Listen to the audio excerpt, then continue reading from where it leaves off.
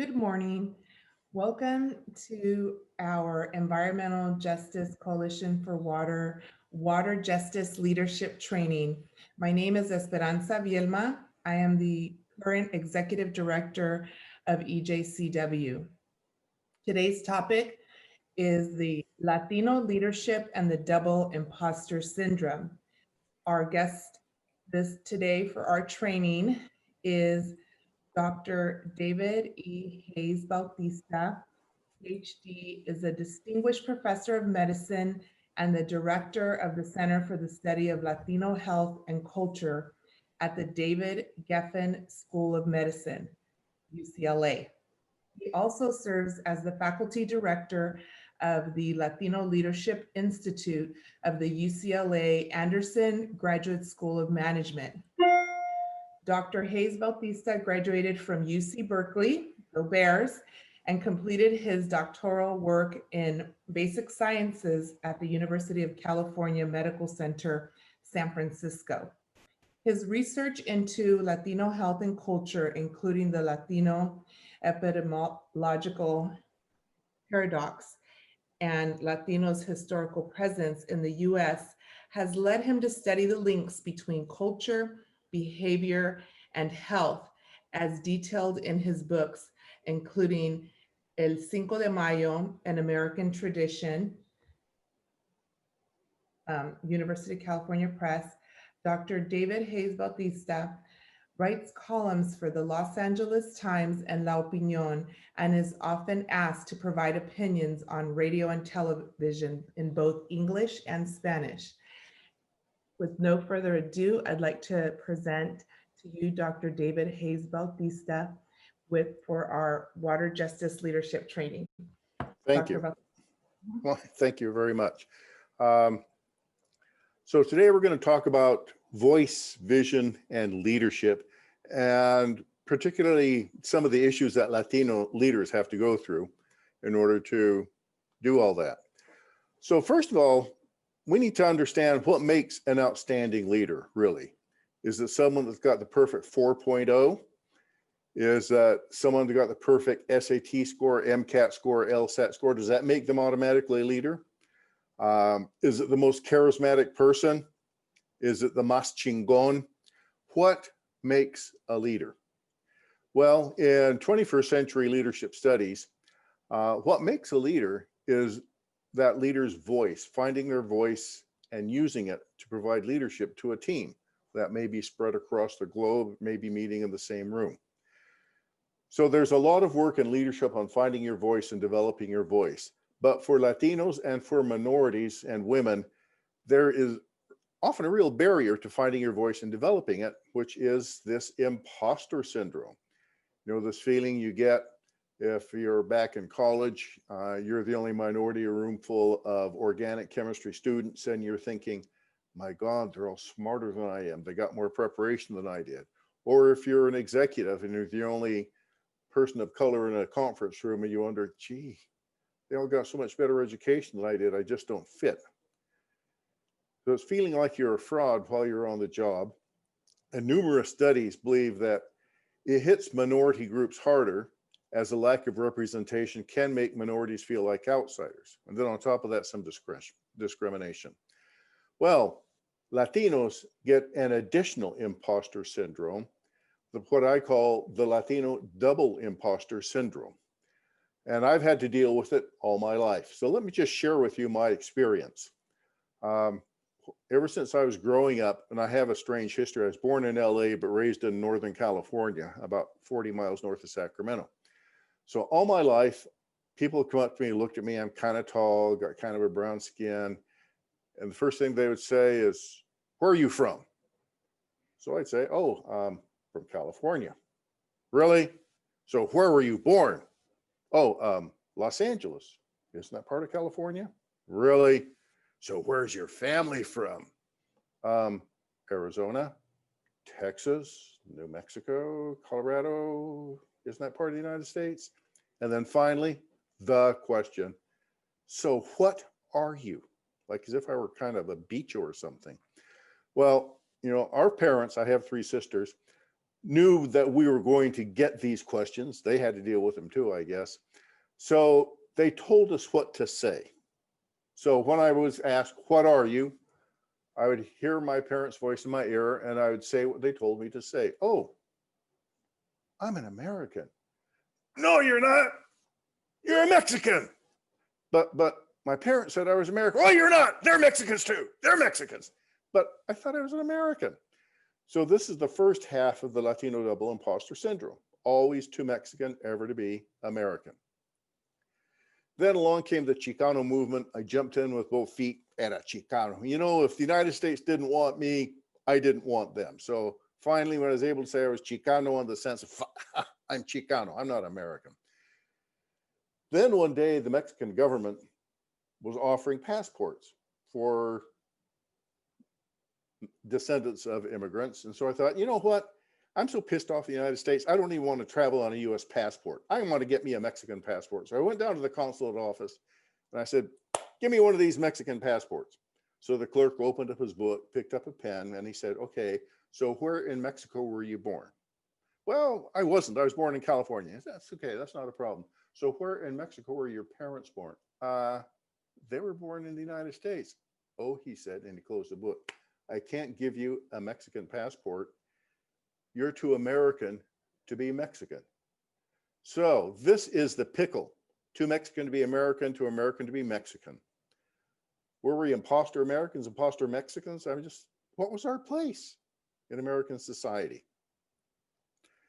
So that's why I want to talk about finding voice and finding vision. Just how do we go through this double imposter syndrome? And actually, the double imposter syndrome is the rocket fuel that can make you a tremendously good leader.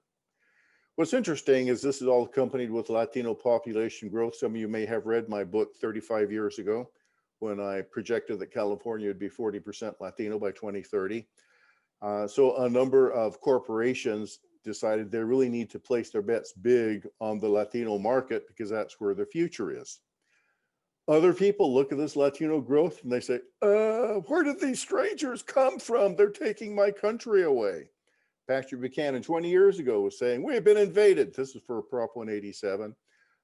These things about, "This is America, speak English," we hear about all the time. In fact, I love this sign. Why the hell should I have to press 1 for English? You know, I have never heard that. It's just always, "Para español oprime dos."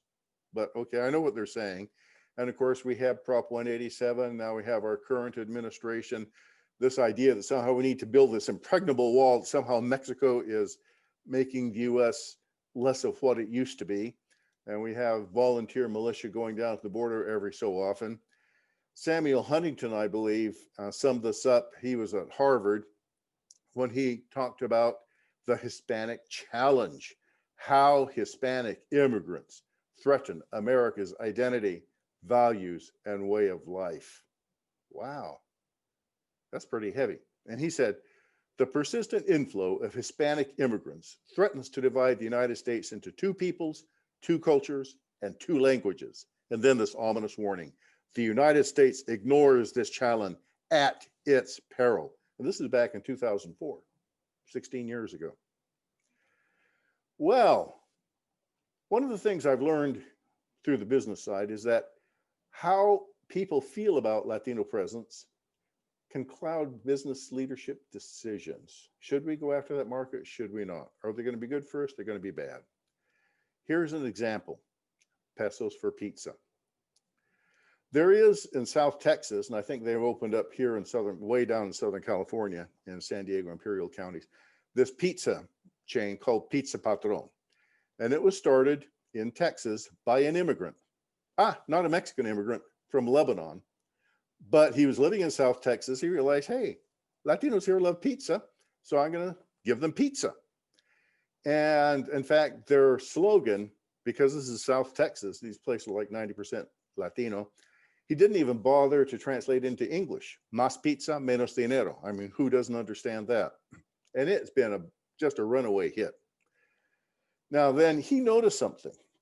Because in South Texas, you got a lot of families that are binational. Like my wife is one of these. She's born in Piedras Negras. Half her family's in Piedras Negras, the other half in Eagle Pass. And particularly around the end of the year, The family that lives in Mexico has much better parties than the family that lives in Texas. So people go from Texas into Mexico and they'll spend a week or two for the holidays.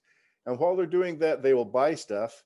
I'll go down to the store, buy a gallon of milk. They give the clerk $1. The clerk gives them pesos and change. So they get all these pesos. They put them in their pocket. And then they go back to Texas and they put the pesos in a jar and they say, one of these days, I'm going to take those pesos down to the bank and change them into dollars. But they never do it. So every holiday, you get more and more pesos in the jar. So here's this Lebanese immigrant who understands his market very well. He said, I know they've got these mattresses and jars full of pesos. They can't spend them here. What if I do them the favor? What if I accept the pesos in Texas? I'll take them to the bank. And man, all those pesos came flying out of the jars and out from under the mattress. And he had this double boom going because he was accepting pesos for pizza while in the United States. Well, then, of course, that hard right wing heard about this. And actually, this is a complaining letter to the editor published in Sacramento over about an article about Pizza Patron accepting pesos. And the guy said, this is the United States of America, not the United States of Mexico. Quit catering to the damn illegal Mexicans. I mean, clearly this guy did not like the idea of pesos being used to buy pizza. What he did not understand, and this is where we have a teaching moment, is that using pesos, mined and minted in Mexico, for food is an old tradition that goes back to 1776. It's an American tradition, not a Mexican. They already accept them in Mexico. What? Pesos for pizza in 1776? Well, what was happening in this country in 1776? Oh, yeah, the American Revolution. 13 colonies said, we're going to declare independence. King of England said, no, you're not. Yes, we are. You want to fight? Yeah. Okay, here comes the British Army. Here comes the British Navy. You guys now need to raise an army. Oh, and not only raise it, you have to feed it. You have to house it. You have to equip it. You have to move it around. That takes money. So the Continental Congress immediately printed up paper money, the Continental dollar, and merchants were refusing to accept them because they couldn't change them for silver and gold coins. So this is getting desperate. Here came the British Army, and the Continental Army couldn't even be raised. How do you solve the problem? And this is where Latino leadership comes into American history from day one of this country's existence. Here we see, particularly under the leadership of Governor Bernardo de Galvez, who was the governor of the two Louisianas, the Alta Louisiana and Baja Louisiana. He was in contact with the Continental Congress. He asked, how can I help? And the first thing he was told, we need money. We need gold and silver coins. Nobody will accept our continental dollars. So he went to Havana and he went to Mexico City and he raised £1 million of gold and silver coins that were mined and minted in Mexico. He lent this to the Continental Congress. And in fact, in November 1776, the Continental Congress officially voted the Spanish peso, mined and minted in Mexico, was the official currency of the nascent United States, and it remained that until the American Civil War. So with now the availability of these coins, merchants would accept the paper dollar. And here, this is the mint mark, MO, means there were two mints, one in Mexico, one in Lima. So this meant it was minted in Mexico. With that now backing up the continental dollar, so here's a Georgia 1776 certificate that entitles the bearer to 20 Spanish milled dollars. People could take off. So then finally they could get the troops going. But merchants were pretty smart. They realized as they cast their accounts every night, well, in this column are the paper dollars. We got to win the war for them to be good. We don't know if we're going to get our full value. But in this other column, this is the gold and silver coins. And this is the good stuff. And to indicate the column with the gold and silver coins, they would outline the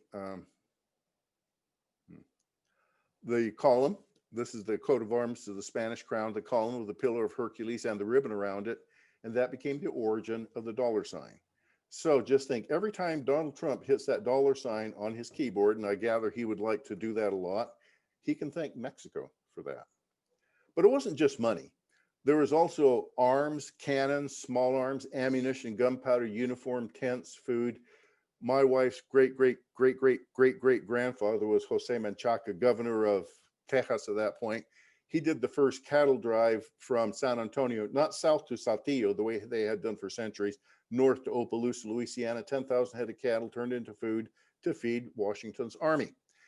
And we also supplied fighting units from San Juan, Puerto Rico, Santo Domingo, today's Dominican Republic, La Habana, Cuba, Mexico City, Guadalajara, Louisiana, Texas, Nuevo Mexico, y California. In many battles of the American War of Independence, more soldiers spoke Spanish than spoke English, fighting for the independence of the United States. This shows Bernardo de Galvez. He's the one to stride the horse at the siege of Pensacola. He just blew up the fort. That's the British fleet in the background. He bottled up the British fleet. That allowed Washington to engage Cornwallis at the Battle of Yorktown without fear of being pinched between the British Navy and British Army. And the United States won its independence thanks to Latinos who were involved in the American Revolution. And de Galvez may yet be honored with honorary U.S. citizenship. But that wasn't just the first time. In fact, as we look at the U.S. history, one of the things I was taught in high school is, well, America was born at Jamestown in 1607. And that's always been called the place where America began. But actually, Jamestown came rather late in the game. Before Jamestown, you had a lot of movement. In fact, I have a question for you, and this is not a trick question. What is the oldest continuously inhabited city of the United States? Well, a lot of people say, St. Augustine. Well, that too came in late, although it was before Jamestown. Turns out the oldest continuously inhabited city is San Juan, Puerto Rico, 1521. And people say, oh, but that's Puerto Rico. Well, do not Puerto Ricans travel with the U.S. passport? They do? I thought they were Mexicans. And in fact, between the founding of San Juan, Puerto Rico and Jamestown, there were scores of other Spanish-speaking towns settled. San Miguel de Guadalupe in 1526, in what's today's Georgia, about right there. Santa Maria de Ochusi in the Florida Panhandle, next to what was later to become Pensacola Station. There's Pensacola itself. If you've ever been there, giant fortifications. We think of missions as being something that happened in California. No, they started on the East Coast. There were about 100 missions, Spanish missions in Florida during the 16th century. And of course, St. Augustine. I mean, this was not, a Drake's encampment that we can't even find. These are big, giant, permanent footprints. We had Spanish-speaking missions and settlements all up the coast of Georgia, South Carolina, under Pedro Menendez de Avila. Santa Elena, that's now Parris Island in South Carolina, was a biggie. In fact, across the river from where Georgetown was going to be established, there was a Spanish-speaking settlement called Ayacan. And in fact, I was told in high school that the Dutch settled Manhattan. Well, it turns out no. There was a Dominicano there first in 1613, Juan Rodriguez, who actually established the first European outpost in what's today's Manhattan. In New Orleans, there was Baja Louisiana. I know we think of New Orleans, isn't that French? For a couple of years, yeah, but it was primarily a Spanish speaking. And then you had Alta Louisiana with their capital, San Luis. Now you go to St. Louis today and it's, oh, the French, the French, the French. The French owned this for about 3 weeks and then flipped it over to the United States. That's another story. New Mexico since 1598. El Paso del Norte since 1662, in Arizona, Tumacacri 1692, and of course in California starting in 1769 with our Pueblo, Presidios, missions, etc.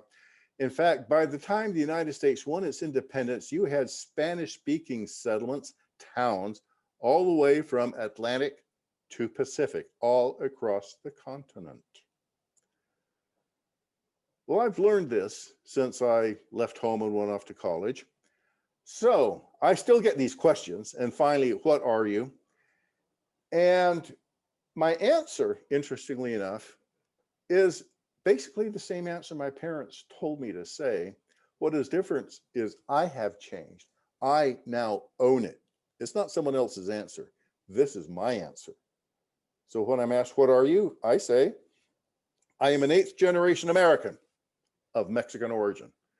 My family has been in this country for over 300 years before this country even existed. That's who I am. And, oh, wow. But then, you know, some people never get it and they say, wow, 300 years. How did you learn to speak English so well? I go, oh God, here we go again. Okay, they have to negate it somehow. I also do a lot of work in Mexico. So 2 years ago, I did a TEDx, TED Talk in Puebla. And so this is generally what I do when I'm meeting a Mexican audience. I own the fact that I am who I am. So the first thing I say is, soy Chicano. And there's this nervous laughter through the audience. Was he supposed to say that? It's not nice, is he? Why did he say that? But I own it. Soy Chicano. Y no es que hable mal el español. It's not that I speak bad Spanish. I remember one time I had a guy when I was giving a talk, he was taking notes. I thought, boy, he's very assiduous note taker. When I was done, he came out, here are all those mistakes you made in Spanish. Please correct them.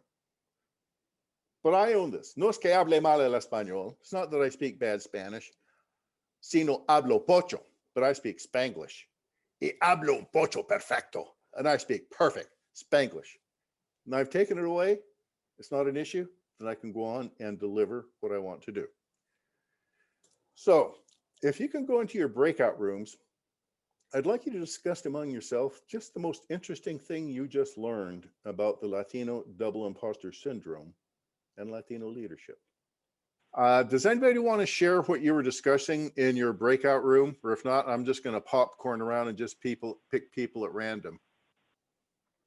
Okay, so I'm going to pick on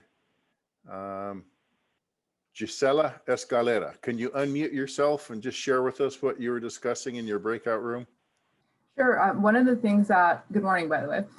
One of the things that I mentioned and several of the folks in the breakout room agreed with is just learning about the extent of the influence of folks of Latino heritage in this country. Just something that was really surprising to me. Really? You hadn't heard that before? Nope.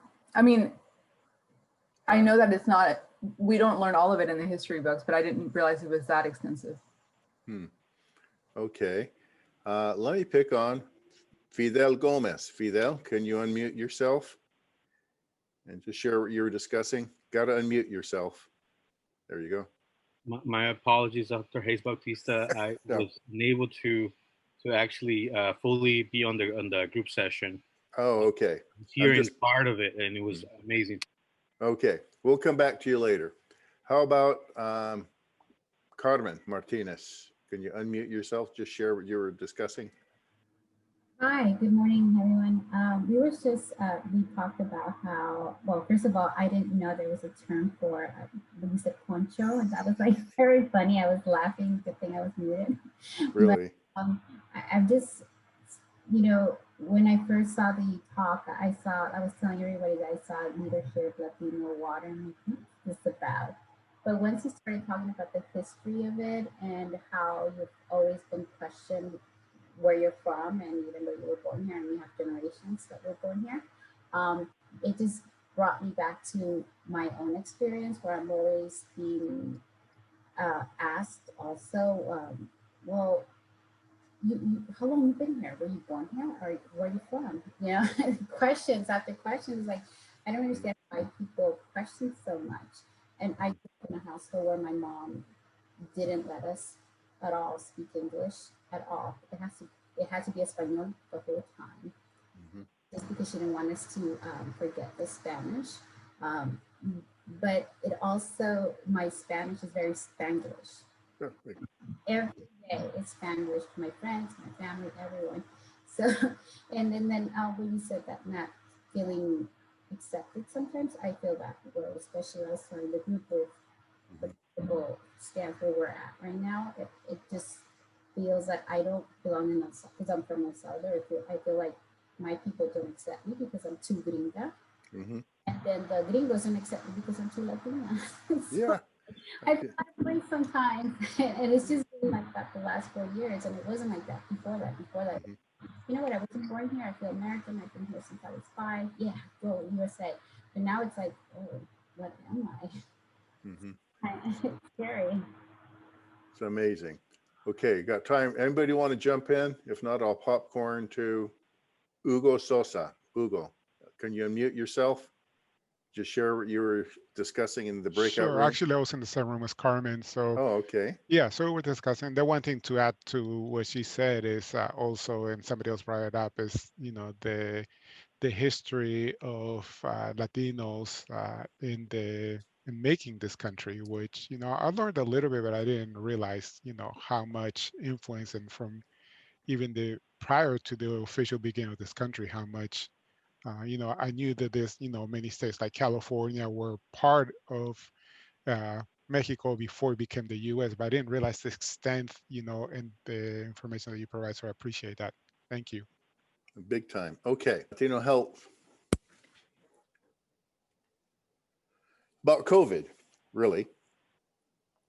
It's hard not to talk about COVID these days. Since April, COVID has become one of the top causes of death around California, around the country. Wherever it is, we have to deal with COVID. And the question has come up, why is it that people of color, particularly African Americans and Latinos, twice as likely to die from COVID as non-Hispanic whites? In fact, as we look at California, and these are some of the COVID reports we've been releasing, and if you would like copies, we can get copies of these reports to you. This is from our, I believe, August report, or maybe it was July.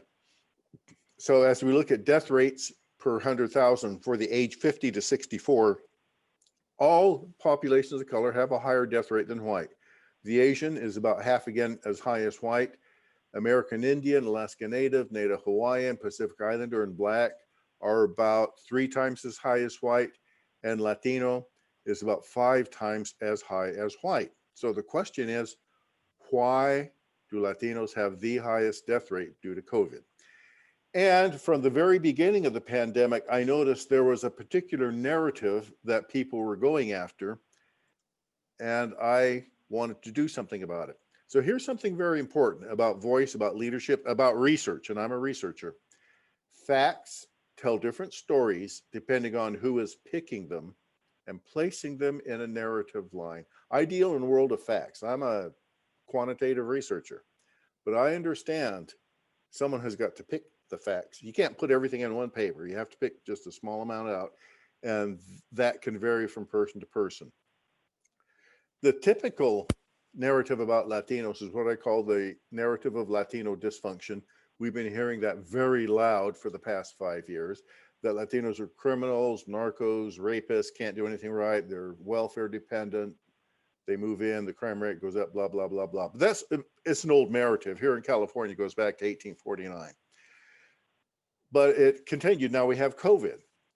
Now, from the early clinical studies in China, Italy, and Spain from earlier this year, once people were in the hospital, and remember, we were just learning about the disease, they noticed that if the patient in the hospital had either diabetes or was overweight, they had tended to have a somewhat higher mortality.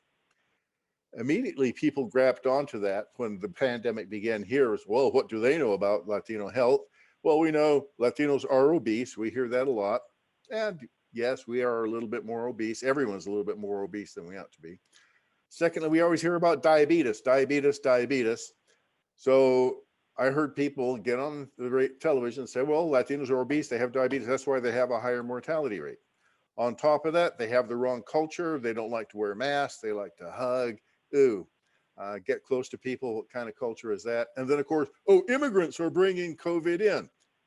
Actually, the focus for Mexico, for the infection in Mexico, were Mexicans who were skiing in Colorado during the winter break. But that's a whole nother story. Nonetheless, what do we know? Immigrants are always bad news.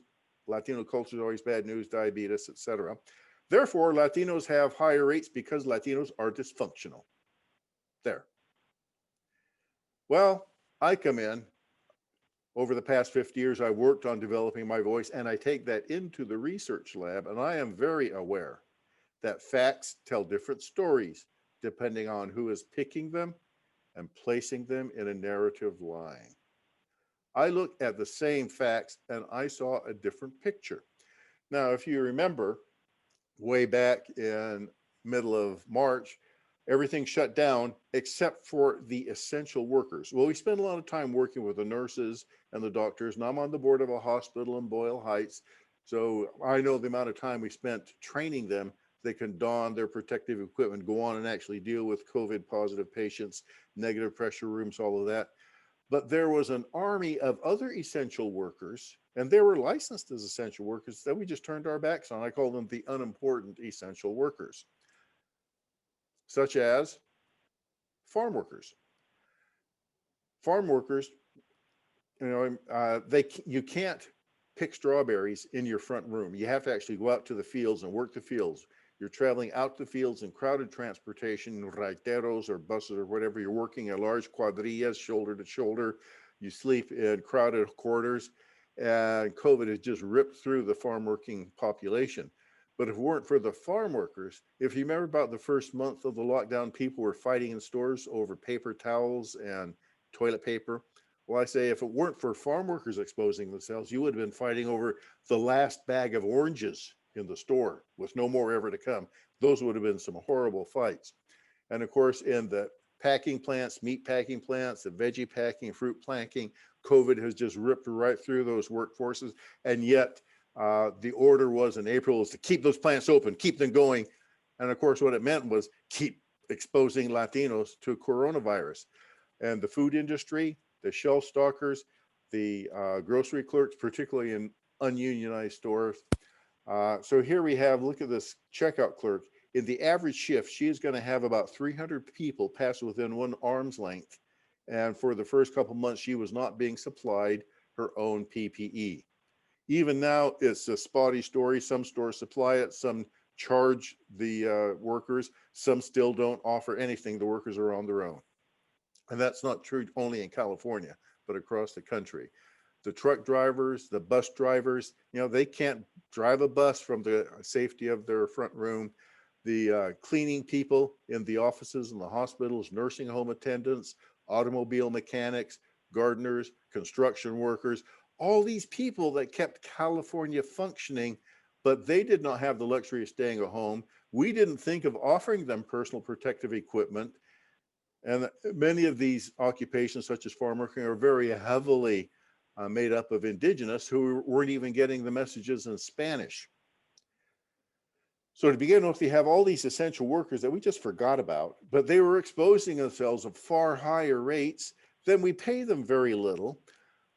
Even when Latinos are fully employed, often they're not even making minimum wage, which means they don't have a lot of money left over for things. Housing costs in California are sky high. I need not remind anybody of that. One of the ways that Latinos deal with that is we pack more people into a household. However, coronavirus loves where a lot of people are sleeping, and usually you don't sleep with a mask on. COVID loves that sort of stuff. And then of course we have multi-generational. We got the abuelos, the grandparents quite often. So we got abuelos, working age adults, kids in the house. We lack insurance. Even after Obamacare, Latinos, this blue line up here, are still twice as likely. Before Obamacare, almost a third of Latinos didn't have health insurance. Now it's about 15%, but that's twice as high as anybody else. And of course, some occupations such as farm workers are almost never offered insurance by their employer. And the cost of even getting a test can be quite high. Medical costs in this country are really crazy. There are some places you can get tested for free, but other place it can be $100, and that can climb up to $2,000 depending on your insurance coverage, this and that, the other. And you often don't know as you're standing in line what's going to be at the end. Well, if you don't have insurance, $100 test, and you want to test the entire family, that's about $800 right there. That's almost a month's income. Add to that the Latino physician shortage. I mean, the very second week of the pandemic, the State of California Department of Public Health actually had announcements in Spanish.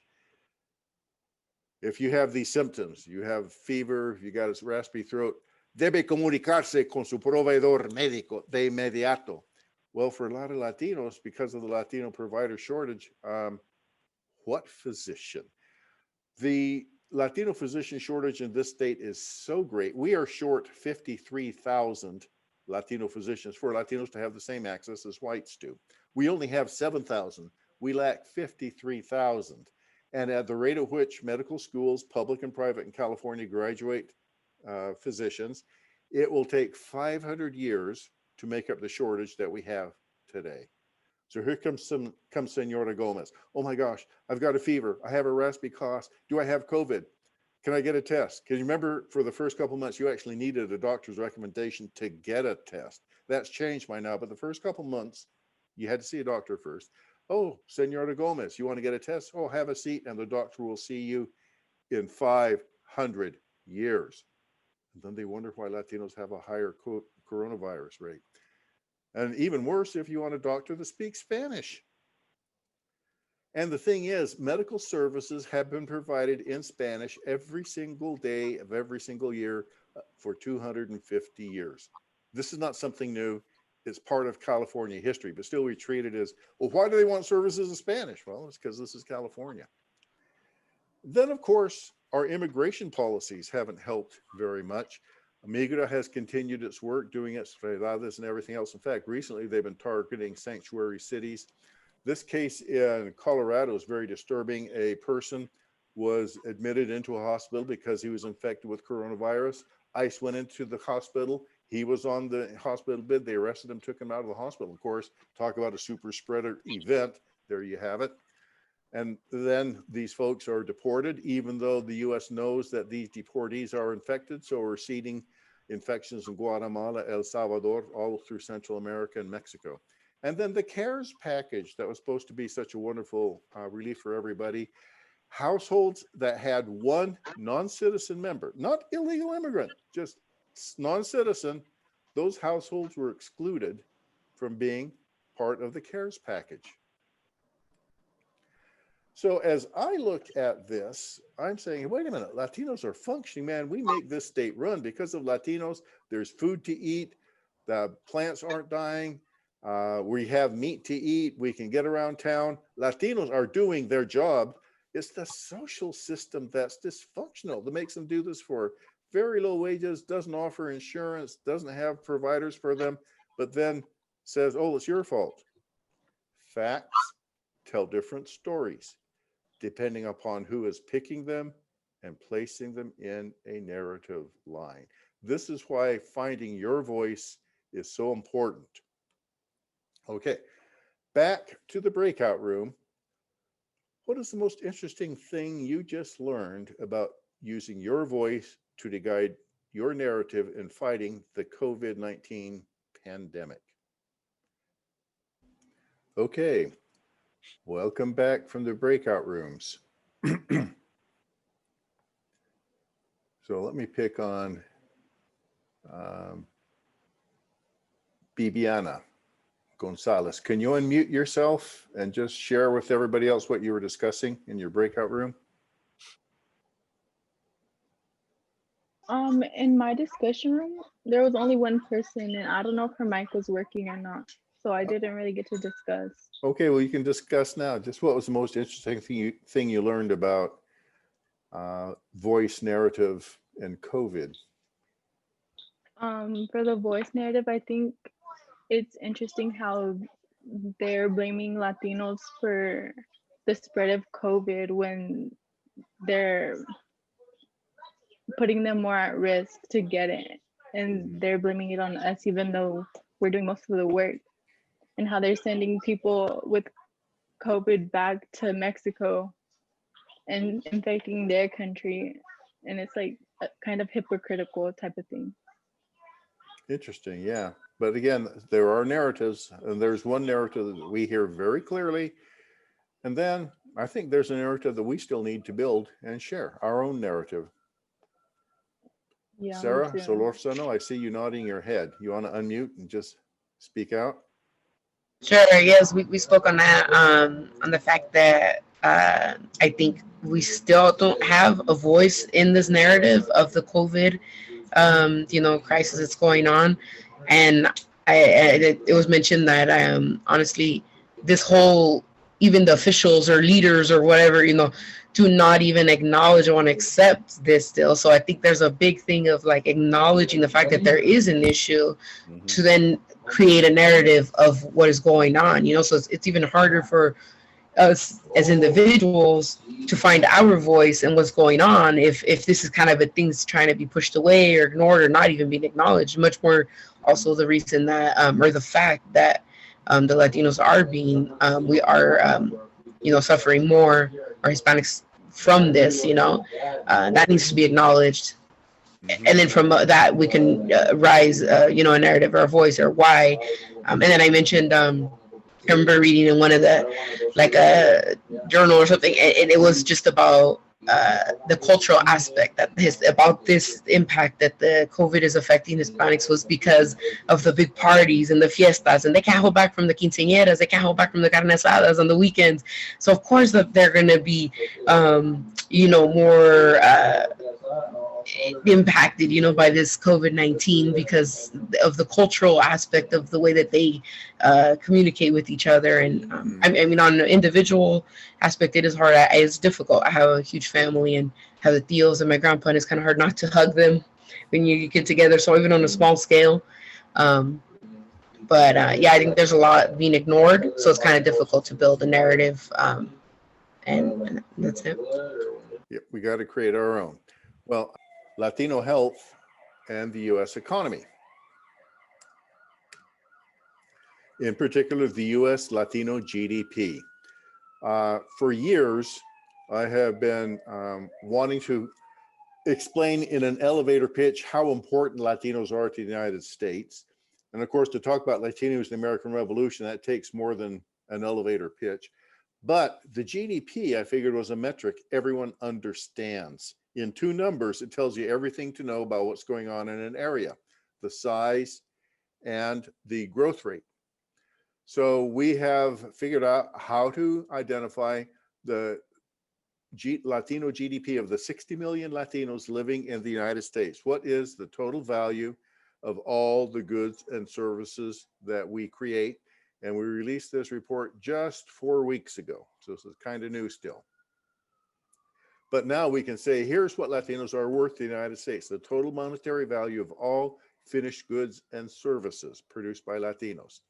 And to make a long story short, if Latinos were a separate country, we would be the world's 8th largest economy. We're bigger than Italy, bigger than Brazil, bigger than South Korea, bigger than Russia, bigger than Mexico, bigger than everybody else, except India, France, UK, Germany, Japan, China, and of course, the United States, although we help drive a lot of what goes in the United States. The growth rate, well, the ideal growth rate appears to be about 3%. 2% is considered a little bit weak. 1% is very anemic. 0 is horrible. And of course, then economies can shrink. Well, from that perspective, as we look at the top 10 GDPs, of which the Latino is the number 8, in fact, over the 8 years from 2010 to 2018, the US Latino growth rate has been about 3.3%, just right in that Goldilocks zone where it's not too hot, not too cold, and actually nearly half again as high as the US total growth rate, which is a little over 2%. So the question is, what type of population would create the world's 8th largest economy? A population made out of bad hombres and malas mujeres, which is what we've been hearing for the past 5 years? Or is it created by good Latinos who are good Americans who happen to be Latino? Well, how do you create the world's 8th largest GDP? Well, first of all, you have to have a group that has a very high work ethic. And it turns out Latinos do that. So here we have labor force participation rate for 13 years from 2005 to 2018. Now, the yellow column is the Latino labor force participation rate. and the blue line is non-Latinos, everybody else. And so you notice in every year, the yellow column is far higher than that blue line, which means Latinos have a higher labor force participation rate. For both groups, it peaked, it seemed like in 2008, came down a little bit to 2013, actually came down faster for the non-Latinos.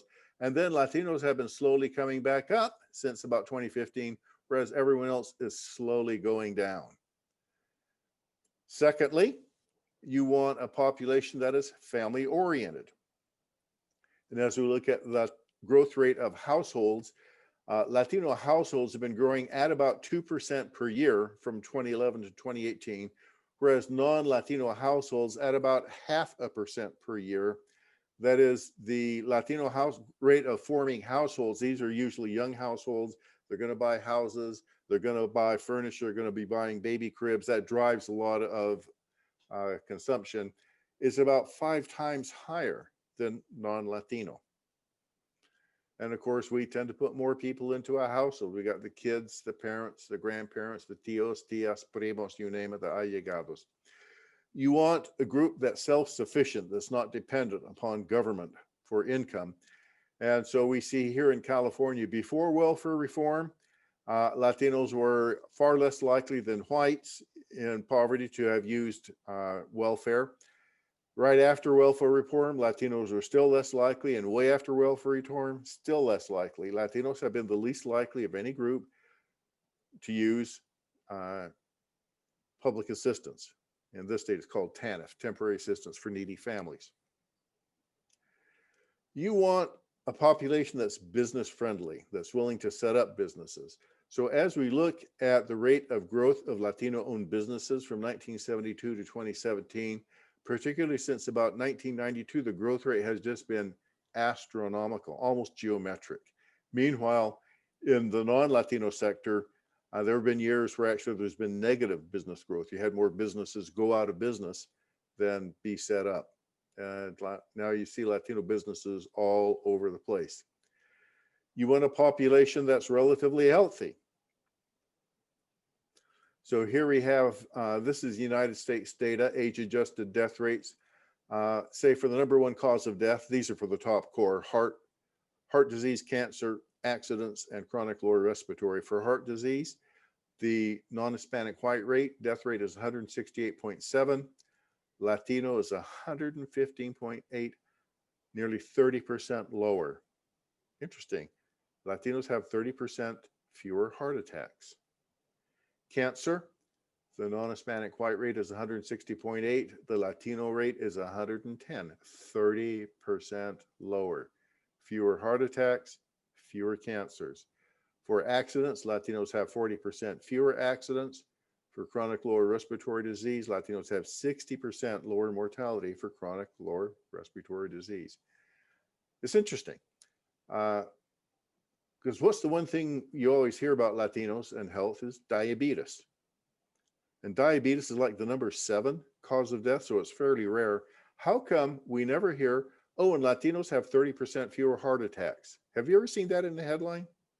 I never have. Maybe it's because we do Zumba. I don't know, but there's got to be a reason.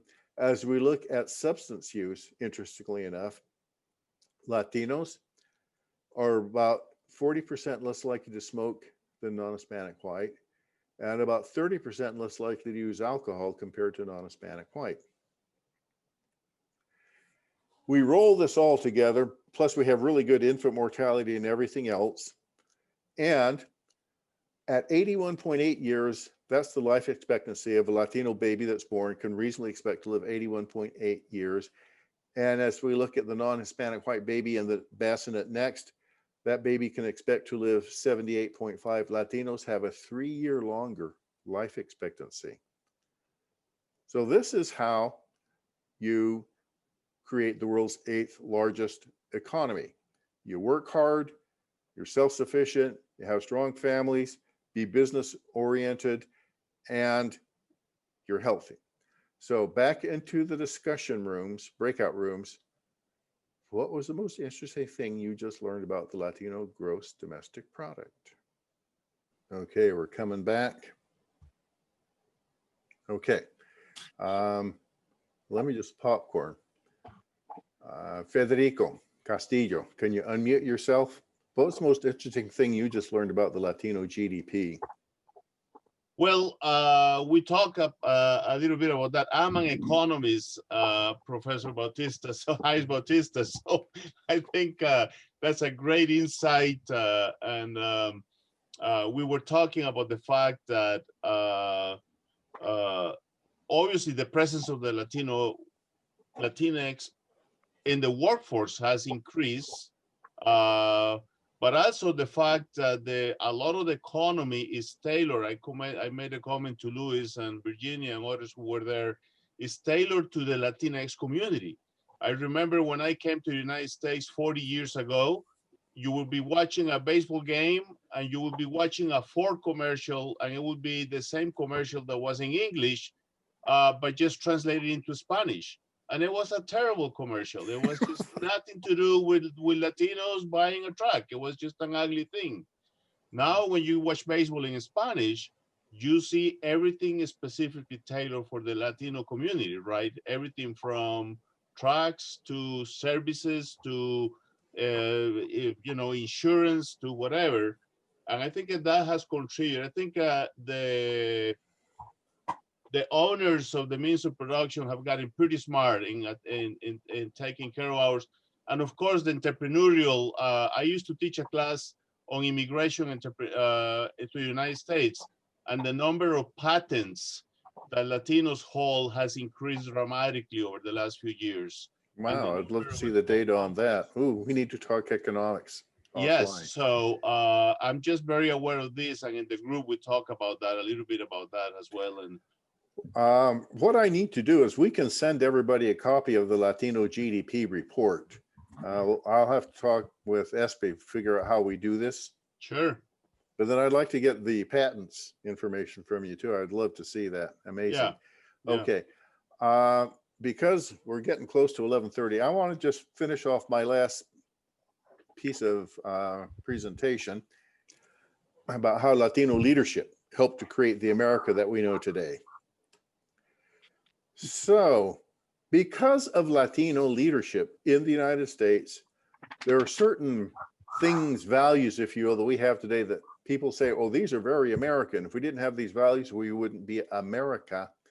And these are Latino contributions: liberty and personal freedom, citizenship regardless of race, women's rights, and language rights. And if you're saying, well, I've never heard of this, I have a mnemonic device to help you remember that these, we think they're quintessentially American values, are actually Latino contributions to the United States. So here's my mnemonic device. Are you ready? So you will always remember this. Here it is. And the mnemonic device is El Cinco de Mayo. People ask, Cinco de Mayo, what does Cinco de Mayo have to do with freedom and equality? Well, it has a lot to do. El Cinco de Mayo, those of you who are from Mexico, as you know, it's not celebrated in Mexico. So why is it celebrated so much in the United States if it is not celebrated in Mexico? And the answer is, quite simply, in 30 seconds, it is not a Mexican holiday. Because if it were, it'd be celebrated all over Mexico, and it's not. It's celebrated here. So why then, what is it? Well, it's an American Civil War holiday created by Latino leadership here in the United States, here in California, Nevada, Arizona, Nuevo Mexico, Colorado, during the American Civil War. And people say, what? Latinos, the American Civil War? No, you just got here 30 years ago. What do you mean, American Civil War? Well, let's talk about it. Let's talk about Latino leadership in the American Civil War. Goes back to 1810, when Father Hidalgo declared Mexico's independence from Spain. And in the literally the same breath that he declared Mexico's independence, he also declared some very important principles. First of all, the abolition of slavery. He said, you know, if Mexico is going to be a democracy, a republic, how can we hold other human beings in chains? So slavery was abolished. In fact, He was so serious, he said, I'm going to give the slave owners 10 days after independence to free their slaves. And if they haven't freed them after 10 days, I'm going to put the owners in jail. He was very serious about this. Secondly, during the colonial period, you'd have this huge mestizaje of people from indigenous Africa, Asia, European, and the colonial society had this very intricate casta system. And Hidalgo said, we're getting rid of all of that casta. So everybody will be a citizen of the Republic of Mexico. I don't care what your racial background is. And in fact, his lieutenant, Jose Maria Morelos, just 2 months later in 1810 said, I publicly announce the establishment of the new government, that is the Mexican Republic, that will not label anyone as Indian, mulatto, nor any racial group, but rather all will be known in general as Americans. Oh, not even Mexican, as Americans. Well, pues, somos americanos todos, no? It wasn't part of his Declaration of Independence, but the Mexican Republic continued this old Iberian tradition that married women had property rights. They actually had standing, legal standing. Mexico wasn't the only country. Literally every single Latin American country, upon achieving independence from Spain, likewise abolished slavery, declared racial equality and citizenship, and maintained property rights for married women. Well, up here in Alta California, we were part of Mexico, and these were sort of what people grew up here from 1810 to 1848 thinking, well, this is what the Constitution is all about. Slavery is abolished, there's racial equality, married women have rights. But then came what I call the Latino Big Bang, 10 days that shook the Spanish-speaking world, not only in California, but around the hemisphere. 10 days, January 24th, 1848, gold was discovered. And it created a huge in-migration, yes, from Mexico, Central America, South America, the Caribbean, from all over. They were seeking gold. 10 days later, February 2nd, 1848, the Treaty Guadalupe Hidalgo takes force, and suddenly California passes from Mexican government to the US government. The Treaty of Guadalupe Hidalgo. Now, this was important because you see, the US Constitution was very different from the Mexican in that the US Constitution permitted slavery, it was based on white supremacy, non-whites could not become citizens, and married women had no rights at all. Her husband was going to make all the decisions for her. So Latinos up here that had been citizens of the Republic of Mexico said, this isn't right. We need to talk about this. So they went to the California Constitutional Convention in 1849, and they said, we're going to help you write this here. And they were, by the way, Indians and Africans and Europeans and Asians and all mixture. We're very multiracial. They said, we're going to help you write this Constitución del Estado de California. And they did. Oh, by the way, there's also a version in English. We came in as a bilingual state. And the Constitution very clearly said, all laws, decrees, regulations, and provisions, which from their nature require publication, shall be published in English and Spanish. We came in as a bilingual state. Second, Latinos said, we got rid of slavery 40 years ago. We're not going to allow it in. And California came in as a free state. And if you remember your US history, the Missouri Compromise, there should have been an accompanying slave state with California. So we'd always have a tie in the Senate. But California had the gold. The US wanted California. So it took California as a free state without that slave state. We upset the balance. That led inevitably to the American Civil War. Secondly, citizenship was extended to non-whites. This is Governor Pio Pico, the last Mexican governor. Clearly, he's of African and indigenous origin, probably some Iberian thrown in too. He was a citizen here, he voted. If you've ever gone to Alabama, he was property, like a table. He could have been put in chains and forced into labor the rest of his life.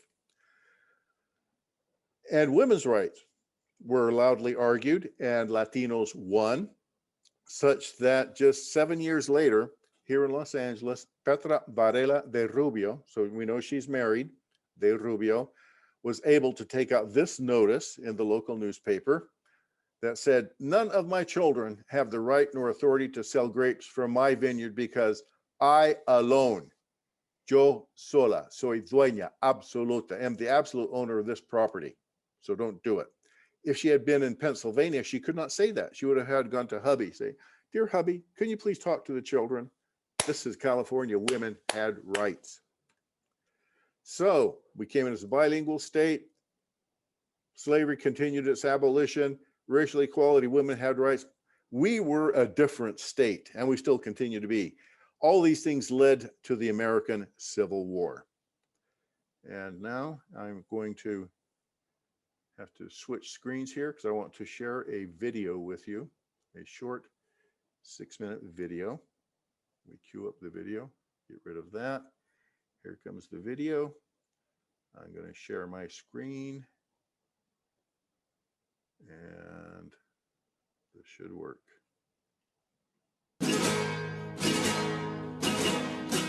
Cinco de Mayo is the most popular Latino Can you hear this celebration okay? in the United States. Every year, millions of people celebrate it in venues ranging from Yes, small we can hear it. Okay. to large commercial fiestas. Yet, in Mexico, the Cinco de Mayo is not widely celebrated as it is in the U.S. So the question is, why is the Cinco de Mayo so widely celebrated in the U.S. when it is not in Mexico?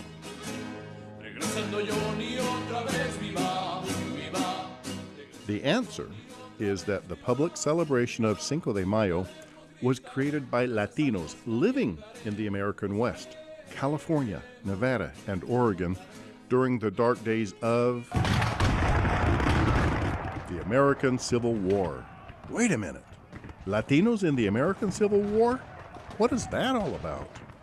During the American Civil War, many Spanish-language newspapers were published in California. In Los Angeles, El Amigo del Pueblo, and for example in San Francisco, El Eco del Pacífico. We can read these Spanish-language newspapers today, and we can hear Latino voices speaking to us from 150 years ago.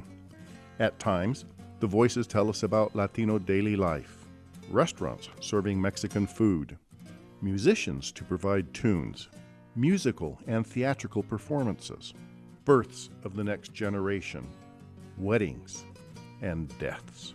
We also hear the voices of Latinos concerned about policy issues that were tearing the United States apart, like slavery and race. When the American Civil War erupted, Latinos supported Abraham Lincoln and the United States against the Confederate slave states who wanted to create a new nation built upon forced labor held in chains.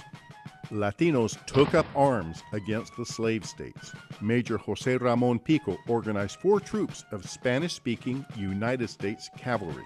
But from the very first armed encounter of the Civil War, the slave states rode a streak of luck, winning battle after battle, while the Spanish-language newspapers informed Latino readers of defeat after defeat for the United States Army.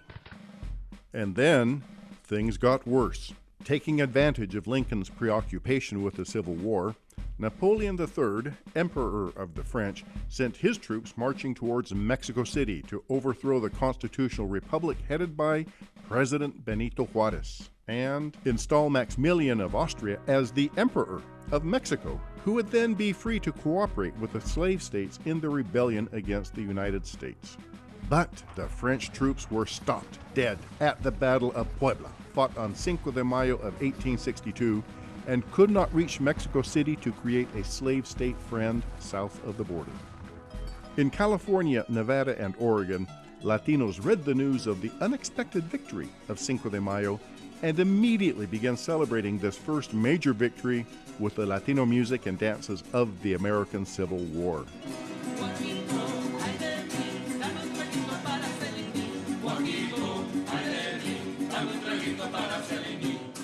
And you will notice they did not use mariachi music, for the simple reason that mariachis had not yet been invented. And they did not have dancing Adelitas, as those were to be the symbols of the 20th century Mexican Revolution. Every Cinco de Mayo during the Civil War, Latinos in the American West would gather in great crowds to hear speeches. On this great day of Cinco de Mayo, we remember the power of hope, the power of the people to overcome great odds. And we remember, we've won in the past, and we will win again. They would march in huge parades. Today, we band together to join our brothers and sisters in the fight. Speakers would remind Latinos that they were struggling against both the slave states and their potential ally, the Emperor of the French, Napoleon III. We unite to raise money, people, and any other resources we can spare for Mexico's fight for independence. After the parades and speeches, Latinos gathered in meeting halls and in private houses to renew their energies to stop the slave states and the French in Mexico, using the music and steps they were familiar with.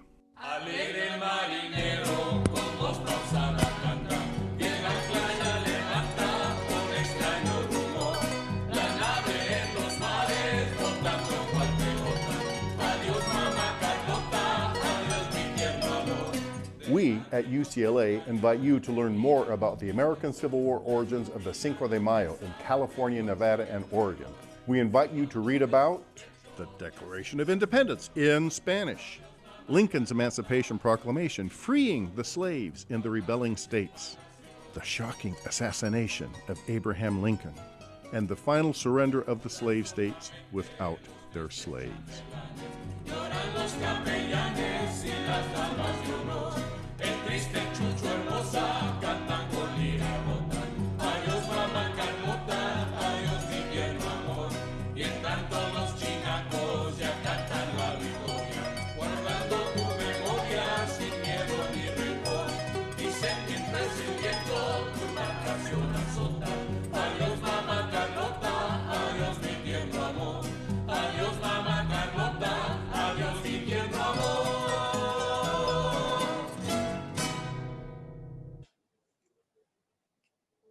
Is why we celebrate Cinco de Mayo.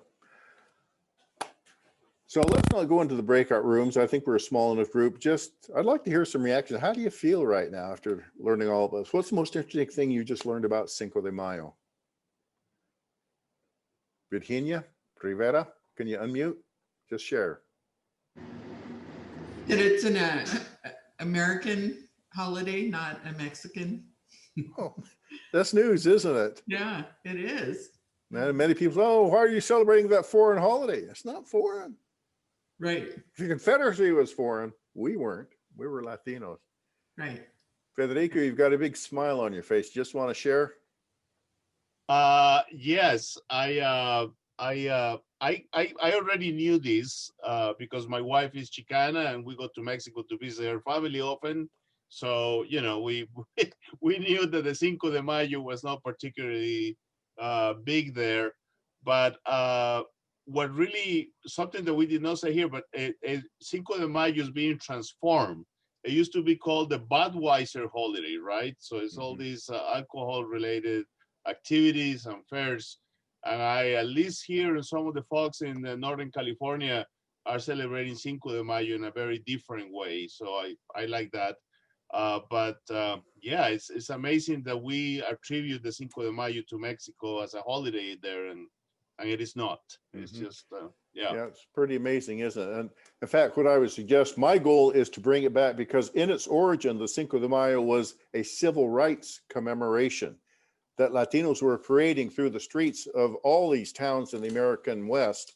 Yeah. To say, here's where we stand on the issues of the American Civil War. We oppose slavery, we support freedom. We oppose white supremacy, we support racial equality, we oppose elitist plantation rule, we support government of the people, by the people, and for the people. So I'm saying, let's bring it back. It's not Drinko de Mayo, it's good old-fashioned civil rights that we brought to California because we were part of Mexico. Right, and I want to thank you for pointing the fact that the origins, I mean, I knew it wasn't in Mexico really, but that the origins were here and for a purpose that most of us don't know. That I did not know. And so it's an amazing fact, yeah. Okay, Fidel, can I pick on you now that you've been here? Could you unmute yourself? I'd just like get your thoughts. Most interesting thing you just learned about Cinco de Mayo. Sure. I actually grew up in Mexico City, up until I was 14. So when I came here to the U.S., it was a little shocking to me to learn that, you know, there was that type of celebration. But I guess looking at it from that angle, I thought it was kind of cool that there was a celebration, you know, just because of come into the country and the culture. I was trying to assimilate. So I guess bringing something from Mexico here, I thought it was a good opportunity to continue to bring the roots back here to the States. And I guess that's sort of like the framework that I always look at this. Now I do understand it's a bit more commercialized as well, right? So, while there is an importance culturally for Latinos, Mexicanos, or Chicanos, I think there's also that big, business aspect to it now. Mm-hmm. Viviana Gonzalez, you want to unmute, just share most interesting thing you learned? Yeah, growing up, I thought that Cinco de Mayo, like people always told me that it was Independence Day, like the Day of the Dead, like just an extra day for Mexico to celebrate. And when they in Spanish class, they were saying it wasn't true, but they never clarified what it really was. So I was surprised to find out that it was Mexico helping the Civil War with America. Mm-hmm. Amazing. Lupe Padilla, I know you're in an environment where you have to wear a mask, but can you share? Would you be willing to share nonetheless your most interesting thing you just learned? You have to unmute. Okay. Yeah. So I think this is all really great. It just that one more thing to be proud of, that Mexicans definitely have a place here. We're very active and it's empowering in a sense, Yeah, I think it was great. I like that. I think that's enlightening. I wanted to clarify though, you had said that, so it was part of the Civil Rights War. Whoops, sorry. But it kept Mexico from becoming slaves. Is that right? Well, Mexico had abolished slavery. The French wanted to bring slavery back to Mexico and then become allies with the Confederates. Right. So the battle of it was it was a win. It was a win. It stopped the French. It stopped the French from doing it at least that year. Now, if you do remember, the French came back the following year in 1863, and then they did take Puebla, then they did occupy Mexico, but it was too late because by then you'd had the Battle of Gettysburg and the American Civil War was now moving to its end. But if the French had not been stopped in 1862, they would have taken Mexico, they would have helped the Confederates, and we might not have the United States the way it is today. We might have two I would countries. have done so much better in history had you been teaching. Well, this is part of our narrative, and it's all of ours. It's all of ours. Right. Just as the Civil War is part of the American network. Well, we were a big part of the Civil War. We caused it because we refused to back down on what we had learned from Mexico, even though we were now part of the U.S.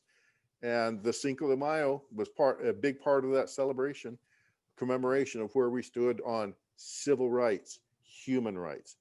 So I keep saying, let's make our celebrations even better, but let's make sure we commemorate why civil rights. I want to share with you when I was in high school, I think it was a long time ago, I had to write a paper. And I think I did not have an interest because I felt like, yes, they made Mexicans look bad in all this history that we were listening to. And I used in my term, it's the Americanized version. And that wasn't very much appreciated, but that. But it was the Latino experience of the American Civil War of Latinos here in California, here in the United States. I like this version much better. I'm just saying, I didn't appreciate, I think the version that we were taught when I was taught in high school it was something to be ashamed of. And I think that when you educate people and you bring awareness to everything that you contribute to, like the GDP, right? All of those factors, wow, they're huge. I think that that's empowering. I think that does a lot more for confidence, speaking with confidence and like what you said earlier, the imposter syndrome. I love that word because I think it's so true. But when you said double imposter syndrome, I'm like, oh, that's new. That's so true. This man gets it. But now, how do you feel about it, both for the American and the Mexican side? Just how are you feeling now about that double imposter syndrome? I'm feeling great. I was sharing earlier that I'm a panelist on a event later tonight, and I think I'm gonna go into it feeling a little better about myself. Yes. Thank you. Leadership, Latino leadership. That's what this is all about. Yeah. Well, in fact, I know we're 10 minutes over, but we started about 10 minutes late. So can I hand this back to you, SB? Who am I handing this back to so that we can close out? Okay, yes, thank you so much. And again, a big round of applause, virtual applause for Dr. David Hayes Bautista for the eye-opening and educational training he just gave us to our community. I had listened to part of this presentation previously as part of the UC Berkeley Chicano Latino UC-wide presentation at UCLA. Pero today I even learned additional facts. So always blown away by your presentations. And again, mil gracias for what you've been able to provide for our community today.